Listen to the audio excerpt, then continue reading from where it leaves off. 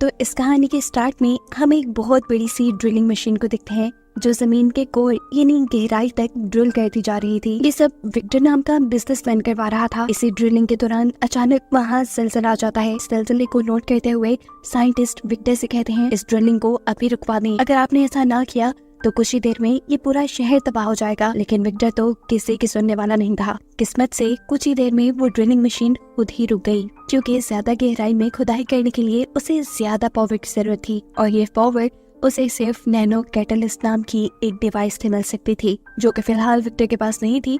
इसीलिए विक्टर अपना ये प्रोजेक्ट यही रुकवा देता है और सबको ऑर्डर देता है नैनो कैटलिस्ट को ढूंढने का। नैनो कैटलिस्ट असल में एक बहुत ही ताकतवर डिवाइस है जिसे विक्टर के साइंटिस्ट ने ही डिजाइन किया था, पर वो किसी गलत हाथों में ना लग जाए इसलिए उन्होंने डिवाइस बनाकर छुपा दी, जिसे अब ये लोग ढूंढने वाले थे। सीन कट होकर हम देखते हैं कि विक्टर की कंपनी में दो आदमियों को विक्टर के गैराज में एक बहुत ही पुरानी कार मिली है। उनको लगा कि किसी को इतनी पुरानी कार के बारे में क्या पता होगा, इसलिए वो चुपके कंपनी से ये कार बेच देते हैं। दूसरी तरफ हम मिलते हैं डोनाल्ड से। इस मूवी का मेन कैरेक्टर वो कॉलेज में पढ़ता है और उसके साथ उसका अमीर दोस्त मैक्स भी है। डोनाल्ड को कार्स का क्रेज है। वो अपने लिए एक न्यू मॉडल कार खरीदना चाहता है, लेकिन क्योंकि उसके पास इतने पैसे नहीं इसलिए वो ऐसा नहीं कर पाता। आज मैक्स उसे चलाने के लिए अपनी न्यू मॉडल कार देता है। वो इस चीज से ही खुश हो गया, लेकिन बुरा उसे तब लगा जब मैक्स उसे ड्राइवर की तरह छोड़कर अपनी क्लास फेलो के साथ कार की बैक सीट पर जा बैठा। इस लड़की का नाम था नताशा और डोनाल्ड भी नताशा को पसंद करता था। खैर अब वो घर आता है और कंप्यूटर पे कुछ गाड़ियां सर्च करने लग जाता है, लेकिन ये सब की सब इतनी महंगी थी कि उन्हें लेने में उसे सालों लग जाते। वो सोच आता है। इसके बाद सुबह होने पर उसकी छोटी बहन उसे सरप्राइज देते हुए उठाती है, क्योंकि आज डोनाल्ड का बर्थडे था। बर्थडे गिफ्ट के तौर पर डोनाल्ड के डैड उसे एक कार गिफ्ट करते हैं, जिस कार को देखकर डोनाल्ड ज्यादा खुश नहीं हुआ, क्योंकि ये एक पुरानी मॉडल की कार थी। असल में ये वही कार है जो विक्टर के एम्प्लॉयज ने बेच दी थी। वो अपने डैड को उदास नहीं कर सकता था, इसीलिए वो इस कार से कॉलेज के लिए निकल जाता है। पर वो जानता था कि अगर वो इस कार से कॉलेज गया तो उसका कॉलेज में बहुत मजाक बन जाएगा।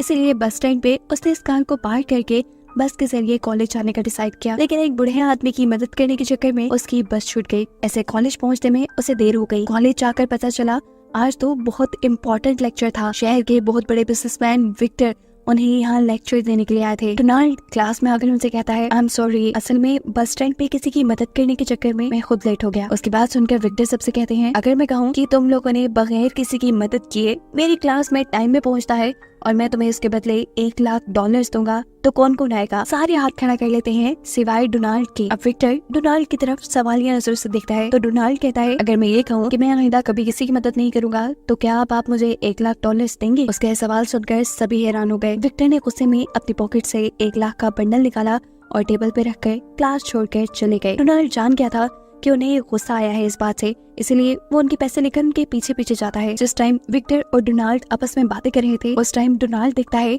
कि मैक्स यानी उसका दोस्त नताशा को अपनी महंगी कार में लेकर कहीं जा रहा था। वो क्या देख रहा था ये विक्टर भी नोटिस कर लेते हैं और उससे कहते हैं जाओ इन पैसों से तुम ऐसी ही महंगी कार खरीद सकते हो। कार खरीदने के बाद तुम इस लड़की को भी इम्प्रेस कर पाओगे। लेकिन मैं तुम्हें कुछ बताना चाहता हूँ, मैंने सब कुछ जीरो से स्टार्ट किया था, तभी मैं यहाँ तक पहुँचा हूँ। पैसे कमाने की शुरुआत मैंने फूल बेचने से की थी। ये कहते ही विक्टर का असिस्टेंट उसके हाथ से पैसे ले लेता है। विक्टर की इस आइडिया को डोनाल्ड अपने पल्ले से बांध लेता है और फिर अपनी उस पुरानी कार के जरिए ही फूलों की डिलीवरी का काम शुरू कर देता है। लेकिन इस काम में भी उसने काफी सारी मुश्किलों का सामना किया, जैसे अक्सर ट्रैफिक की वजह से वो डिलीवरी टाइम पर नहीं कर पाता था, तो कभी लोग उसे पैसे बहुत कम देते थे। सीन कट होकर हम विक्टर को देखते हैं जो अपनी कंपनी में नैनो कैटलिस्ट की तलाश में था। उसे कंपनी के एक मैप से पता चलता है कि नैनो कैटलिस्ट उसके साइंटिस्ट ने एक कार में छुपा दिए थे और वो कार उसके एम्प्लॉयज ने बेच दी है। कार बेचने वालों को विक्टर अच्छी सजा देता है। उसके बाद अपने एक खास आदमी ब्रायन को उस कार को ढूंढने का काम दे देता है। इस टाइम डोनाल्ड जो अपने डैड के साथ अपने फूलों की डिलीवरी करने के लिए निकला था, तब विक्टर के लोग उसकी गाड़ी के पीछे पड़ जाते हैं, क्योंकि उन्हें शक था कि इसी गाड़ी के अंदर नैनो कैटलिस्ट है। यहीं करीब रोड पर एक चोर किसी लड़की का हैंडबैग चुरा कर भागने लगता है। इस बात से अनजान कि डोनाल्ड की गाड़ी के पीछे कोई लगा है, डोनाल्ड के डैड गाड़ी रुकवाकर उस लड़की की मदद करने के लिए उस चोर को पकड़ते हैं और उसकी पिटाई करते हुए उससे लड़की का बैग बचा लेते हैं। डोनाल्ड अपने डैड की इस हरकत से नाराज हुआ। वो अपने डैड से कहता है, आप भी कमाल करते हैं, इस दौर में दूसरों की लड़ाई में टांग अड़ाकर अपनी क्यों जान मुसीबत में डालते हैं। डोनाल्ड की नेगेटिव बातों को सुनकर डोनाल्ड के डैड को बहुत बुरा लगा, इसलिए वो रास्ते में ही डोनाल्ड की गाड़ी से निकल गए। डोनाल्ड अपनी गाड़ी आगे बढ़ा लेता है और फिर नोटिस करता है कि कोई उसकी गाड़ी के पीछे पड़ा है। उसे लगा कि शायद ये उसी चोर के गैंग वाले होंगे जिस चोर की पिटाई अभी उसके डैड ने की थी। इससे पहले कि डोनाल्ड अपनी कार समेत इन लोगों के हाथ लगता, घबराहट में डोनाल्ड से कार का एक ऐसा बटन दब जाता है जिसकी वजह से उसकी कार हवा में उड़ने लग जाती है। डोनाल्ड, जो कि कार के इस फीचर के बारे में जानता ही नहीं था, वो बुरी तरह डर जाता है। उसकी गाड़ी किसी जेट प्लेन की तरह हवा में उड़ रही थी और ये चीज विक्टर के लोग भी नोटिस कर चुके थे। डोनाल्ड से ये आउट ऑफ कंट्रोल होती हुई कार एक बिल्डिंग में जाकर क्रैश लैंड होती है और डरते हुए वो उस कार को उसी बिल्डिंग में छोड़कर वहाँ से बाहर भाग जाता है। यहाँ विक्टर के लोग जब उस कार के उड़ने की खबर विक्टर को बताते हैं तो विक्टर कहता है, अरे उन साइंटिस्ट ने नैनो कैटलिस्ट से सिर्फ वो कार उड़ाई है, उससे अच्छा इस्तेमाल तो मैं नैनो कैटलिस्ट का करूंगा। जाओ जाकर वो कार ढूंढो और उसमें से नैनो कैटलिस्ट निकाल लाओ। यहाँ एक वक्त पर डोनाल्ड को अपनी कार में से एक बहुत पुरानी ऑडियो रिकॉर्डिंग और एक तस्वीर मिली थी। डोनाल्ड जब इस ऑडियो रिकॉर्डिंग को सुनता है तो उसे 3 साइंटिस्ट के नाम पता चलते हैं। इन साइंटिस्ट का नाम था माइकल, माया और पीटर। इन तीनों ने ही मिलकर नैनो कैटलिस्ट बनाकर ये कार उड़ने की काबिल बनाई थी। इंटरनेट पे सर्च करने पर डोनाल्ड को पता चलता है कि पीटर और माया दोनों ने शादी कर ली है, इसीलिए वो एक जर्नलिस्ट बनकर उनके घर जाता है उनका इंटरव्यू लेने के लिए। बातों बातों में वो किसी तरह कार वाला टॉपिक निकाल लेता है और ये साइंटिस्ट उन्हें बताते हैं कि उस कार के अंदर 2 रॉकेट लगे हैं और साथ ही एक नैनो कैटलिस्ट नाम की डिवाइस भी। नैनो कैटलिस्ट गाड़ी में मौजूद आम फ्यूल को नैनो फ्यूल में बदल देती है, जिसकी वजह से ये गाड़ी उड़ पाती है। माया डोनाल्ड को इस गाड़ी का मैनुअल निकाल कर देती है जो उन्होंने खुद लिखा था और साथ ही वो डोनाल्ड को ये भी बताती है कि अगर कभी इस गाड़ी में से नैनो कैटलिस्ट निकाल भी लिया जाए तब भी इस गाड़ी में इतने नैनो कैटलिस्ट स्टोर रहती है कि इस गाड़ी को आराम से आधा घंटा तक और उड़ाया जा सकता है। साफ लफ्जों में अब डोनाल्ड को मालूम हो गया था कि ये गाड़ी बिल्कुल सेफ है, इसलिए वो वापस अपनी गाड़ी के पास जाता है और माया के दिए मैनुअल का इस्तेमाल करते हुए वो इस गाड़ी को उड़ाना सीख लेता है। इस गाड़ी के उड़ने वाले फीचर ने तो उसकी लाइफ ही बदल दी थी। उसका काम बहुत आसान हो गया था, उसे अब ट्रैफिक में फंसने की जरूरत ही नहीं पड़ती थी। उसने अपनी फूलों की डिलीवरी का काम बहुत बढ़ा लिया था, वो टाइम से डिलीवरी कर पाता था।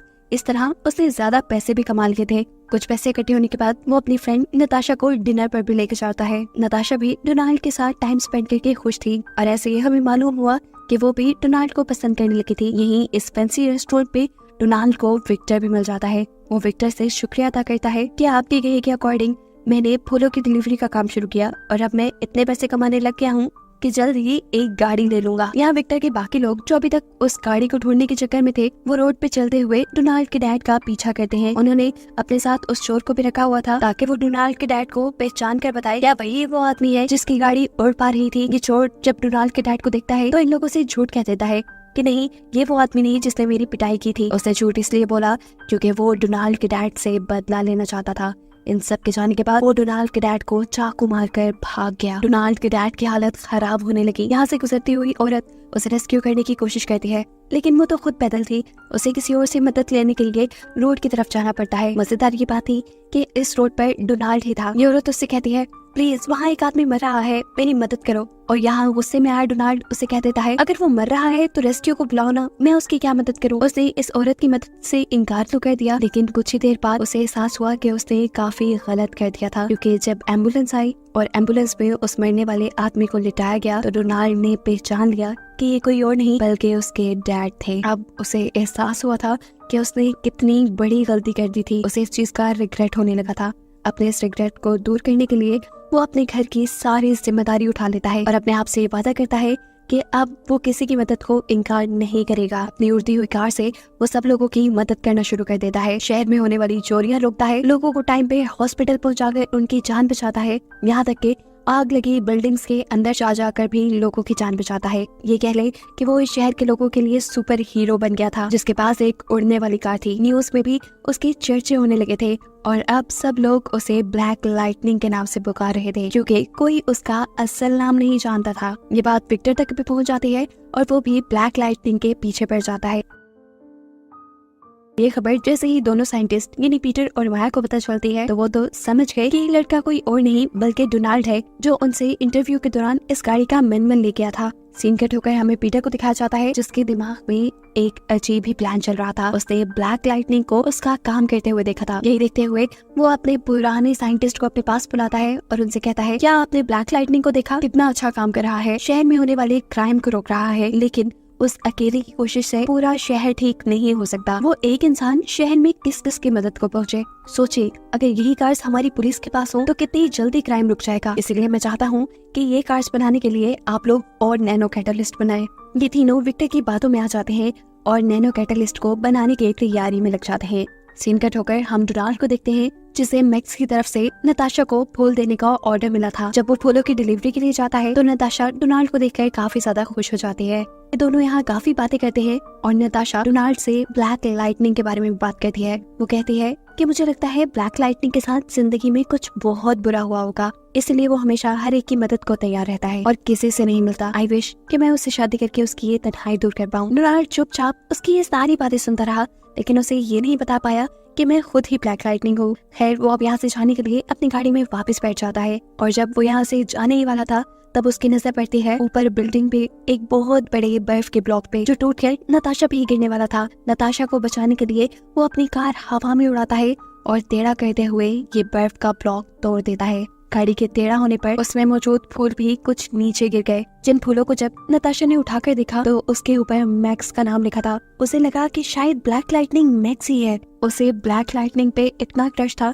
कि वो बिना सोचे समझे मैक्स को ब्लैक लाइटनिंग समझकर प्रपोज भी कर देती है। मैक्स भी नताशा की गलतफहमी दूर नहीं करता और ब्लैक लाइटनिंग का यानी डोनाल्ड का सारा क्रेडिट खुद ले लेता है। साथ ही वो नताशा से ये भी कहता है, तुम प्लीज किसी को मत बताना कि मैं ही ब्लैक लाइटनिंग हूँ। यहाँ घर पर हम देखते हैं कि डोनाल्ड आज न्यू ईयर सेलिब्रेशन के लिए तैयारी कर रहा था, क्योंकि आज उसने नताशा को अपने घर पे इनवाइट किया था। वो अपनी मॉम को बताता है कि वो आज नताशा को प्रपोज करना चाहता है। ये बात सुनकर उसकी मॉम भी बहुत ज्यादा खुश हो जाती हैं और उसे एक डायमंड का पेंडेंट देती हैं। यही से अब सीन कट होकर हमें विक्टर की साइंस लैब का सीन दिखाया जाता है, जहाँ पर सारे साइंटिस्ट मिलकर नैनो कैटलिस्ट बनाने की तैयारी में थे। जबकि दूसरी तरफ विक्टर अपने लोगों से मीटिंग कर रहा था। यहाँ उसकी मीटिंग में होने वाली बातें माइकल नाम का साइंटिस्ट सुनने लगा और उसे मालूम हुआ कि विक्टर के इरादे आज भी अच्छे नहीं, क्योंकि पहले साइंटिस्ट ने उसके बुरे इरादों को देखकर उसे नैनो कैटलिस्ट बनाकर देने से मना कर दिया था। इसीलिए इस मर्तबा विक्टर ने एक चाल चली थी। उसने साइंटिस्ट से कहा कि वो नैनो कैटलिस्ट बनाकर उड़ने वाली कार्स बनाना चाहता है जिससे लोगों की मदद हो सके, लेकिन ऐसा नहीं था। असल में उसे नैनो कैटलिस्ट चाहिए थे अपनी ड्रिल मशीन को पावर देने के लिए, जो ड्रिल मशीन जमीन की कोर में खुदाई कर रही थी। जमीन की कोर खोदने के बाद उसे नीचे से बेशकीमती हीरे मिलते। इस लालची विक्टर ने ये नहीं सोचा था कि उस खुदाई के चलते जो शहर में तबाही आएगी उससे कितने लोग मारे जाएंगे।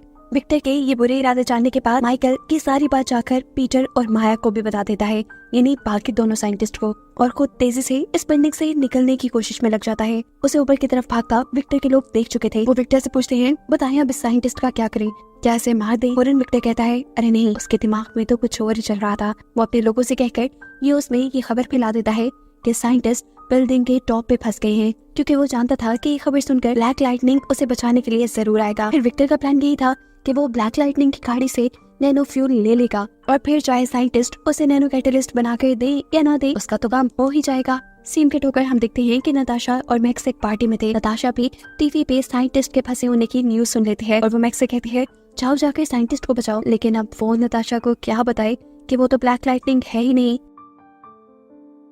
अब नताशा के कहने पर वो वहाँ से चला तो जाता है, लेकिन जाकर वॉशरूम में छुप जाता है। उसने सोचा कि जब ब्लैक लाइटनिंग सब कुछ ठीक कर देगा तो वो वापस नताशा को आकर कहेगा कि ये सब मैंने किया। उसके यहाँ से जाने के बाद डोनाल्ड नताशा के पास आता है, क्योंकि नताशा ने उसे प्रॉमिस किया था न्यू ईयर के दिन उसके घर आने का। वो नताशा से कहता है, चलो घर चलें, जिस पर नताशा कहती है, अरे नहीं, आई एम सॉरी, लेकिन मैं ब्लैक लाइटनिंग के साथ यहाँ आई हुई हूँ। तुम्हें पता है वो कोई और नहीं बल्कि हमारा दोस्त मैक्स ही है, और वो अभी भी साइंटिस्ट को बचाने के लिए गया है। नताशा की इन सारी बातों से डोनाल्ड उदास हो चुका था। वो यहाँ नताशा को सच बता देता है कि मैक्स ब्लैक लाइटनिंग नहीं है, लेकिन हाँ, ब्लैक लाइटनिंग यहाँ बैठे बैठे ये सब तमाशा भी नहीं देख सकता। इसलिए वो फौरन साइंटिस्ट को बचाने के लिए यहाँ से निकल गया। उसने जाते जाते नताशा के पास वो लॉकेट छोड़ दिया था जो उसे उसकी मॉम ने दिया था। डोनाल्ड के दिए हुए इस लॉकेट को देखकर नताशा समझ गई कि वो मैक्स या ब्लैक लाइटनिंग से नहीं, वो तो डोनाल्ड से ही प्यार करती है।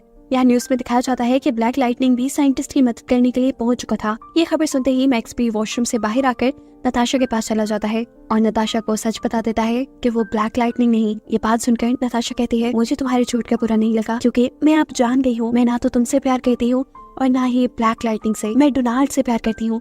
ये कहते ही वो वहाँ से चली गई। वो फौरन अब डोनाल्ड को कॉल करके उसे ये सब बताना चाहती थी, जबकि डोनाल्ड तो इतनी बड़ी मुसीबत में फंसा था। वो जैसे ही साइंटिस्ट को बचाने के लिए उनके पास पहुंचा, तभी विक्टर भी अपनी दूसरी उड़ने वाली कार से हवा में आकर उसकी कार को धक्का दे देता है। डोनाल्ड जो इस हमले के लिए तैयार नहीं था, उसकी गाड़ी डगमगा जाती है, जिसपे वो कंट्रोल करने की कोशिश तो करता है, लेकिन इतने में विक्टर उसकी गाड़ी के अंदर से नैनो कैटलिस्ट निकाल चुका था, जो निकलते ही उसकी गाड़ी आउट ऑफ कंट्रोल होकर नीचे पानी में गिर जाती है। पानी में ही उसके पास नताशा की कॉल आई। उसने कॉल रिसीव कर ली और नताशा ने उसे जल्दी से बताया, तुम घर आ जाओ, तुम्हारी मॉम तुम्हारा वेट कर रही है। यही बातों ही बातों में नताशा उससे कन्फेस भी कर लेती है कि मैं तुमसे ही प्यार करती हूँ। उसका ये कन्फेशन सुनकर मरते हुए डोनाल्ड को भी जैसे जीने की उम्मीद हुई। उसे याद आया कि साइंटिस्ट माया ने उसे बताया था कि अगर उसकी कार से नैनो कैटलिस्ट निकाल भी लिए जाए तो फिर भी उसकी कार में इतने नैनो कैटलिस्ट होंगे कि उसकी कार आधे घंटे तक उड़ पाए। बस फिर क्या था, अगले ही पल डोनाल्ड अपनी कार को सीधा पानी से उड़ाते हुए हवा में ले जाता है। लेकिन तब तक विक्टर ने नैनो कैटलिस्ट से अपनी ड्रिल को चलाना शुरू कर दिया था। ड्रिल जितना जमीन के कोर को डैमेज कर रही थी, उतनी तेजी से अब शहर में जलजला आने लगा था, जिसे रोकने के लिए डोनाल्ड जल्दी से उसकी लैब में जाकर उस नैनो कैटलिस्ट को उसकी मशीन से निकाल देता है। ऐसे ड्रिलिंग भी रुक जाती है और शहर में आने वाला जलजला भी रुक जाता है। लेकिन ऐसा कैसे मुमकिन था कि वो विक्टर के साथ पंगा लेता और विक्टर जवाब में कुछ भी ना करता। विक्टर, जो के बात जानता था कि डोनाल्ड नताशा को पसंद करता है, वो जाकर नताशा को किडनैप कर लेता है और विक्टर से डील रखता है कि मुझे नैनो कैटलिस्ट दे जाओ और नताशा को आजाद करवा लो। डोनाल्ड को भी नताशा को बचाने के लिए विक्टर के पास आना पड़ा। इस टाइम विक्टर नताशा को अपनी उड़ने वाली कार में बिठाए हवा में ही था। डोनाल्ड अपनी कार को विक्टर की कार के ठीक नीचे ले जाकर 3 मरतबा हॉर्न करता है। उसके ऐसा करने से नताशा समझ गई कि ये उसके लिए सिग्नल था। विक्टर को चकमा देते हुए वो गाड़ी का दरवाजा खोल गई, उसकी गाड़ी से कूद गई, अपनी जान पर खतरा मोल लेते हुए। उसे यकीन था कि डोनाल्ड उसे बचा लेगा और उसकी सोच के बिल्कुल मुताबिक डोनाल्ड अपने उड़ने वाली कार के जरिए उसे कैच करके सेफली जमीन पे लैंड करवा देता है। उसको सेफली लैंड करवाने के बाद अब डोनाल्ड विक्टर को मजा चुकाने के लिए आगे बढ़ता है। उनकी कार्स आपस में तो लड़ रही थी, साथ ही साथ शहर में भी तबाही फैला रही थी। इस चीज को नोटिस करते हुए डोनाल्ड अपनी कार को आसमान की तरफ उड़ा लेता है और उसकी कार से नैनो कैटलिस्ट लेने के लिए विक्टर भी उसके पीछे चला गया। उड़ते उड़ते ये लोग स्पेस में पहुंच जाते हैं। विक्टर, जिसकी कार में सिर्फ नॉर्मल रॉकेट लगे थे, स्पेस में जाते ही उसके रॉकेट बंद हो गए।